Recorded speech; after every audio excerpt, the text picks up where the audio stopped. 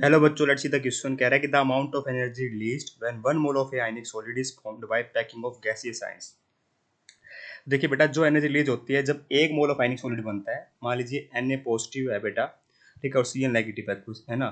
तो ये क्या होता है बेटा, आपस में क्या करेंगे बेटा, यहाँ पे क्या होगा, ट्रांसफर ऑफ इलेक्ट्रॉन्स होगा, इलेक्ट्रोस्टैटिक अट्रैक्शन होगी इन दोनों कैटायन और आयन के बीच में, और हमारे NaCl का फॉर्मेशन होता है। ठीक है, तो जो अमाउंट ऑफ एनर्जी रिलीज होती है बेटा इस NaCl को फॉर्म करने में, उसको बोला जाता है बेटा मेरा लैटिस एनर्जी। ठीक है, तो amount of energy release when 1 mole of ionic solid, ये आयनिक सॉलिड है बेटा, फॉर्म होता है गैसियस आयन। ये गैसियस आयन की फॉर्म में कह सकते हो या एक्वस आयन की फॉर्म में भी कह सकते हो, दोनों तरह से चलता है बेटा ये।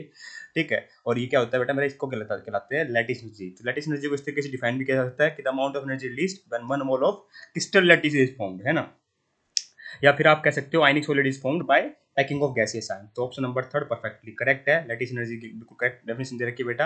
आयनिक एनर्जी का मतलब समझे तो इसका मतलब होता है the amount of energy required to remove the electron from an isolated gaseous atom. ठीक है, और सोल्वेशन एनर्जी का मतलब समझे तो बेटा इसका मतलब होता है the amount of energy released when 1 mole of compound is hydrated. ठीक है, या फिर आप सोलवेटेड कह सकते हैं यहाँ पर। ठीक है, हाइड्रेशन में हाइड्रेटेड करते हैं। ठीक है, तो दोनों ही एक ही बात है बेटा, बस यहाँ पे हाइड्रेशन में वाटर होगा सोलवेंट। ठीक है, यहाँ पे कोई और अनदर सोलवेंट हो सकता है। तो I hope you got the answer. Option number third is perfectly correct here. Thank you so much.